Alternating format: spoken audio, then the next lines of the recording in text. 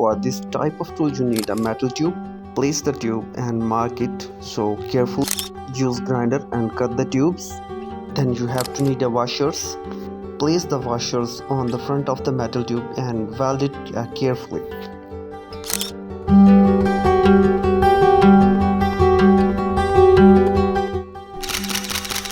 As you can see, you can mark the metal sheet and you can cut the metal sheet with a grinder, as you can see in this video. So please watch the step-by-step tutorial very carefully.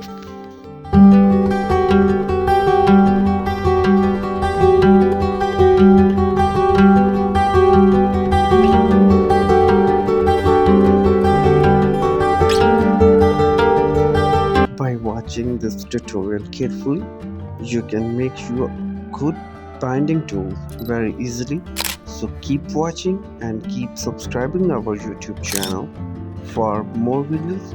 If you think our video is informative for you, please do subscribe, and if you have any type of suggestion, you can ping us in our comment box. Thank you so much.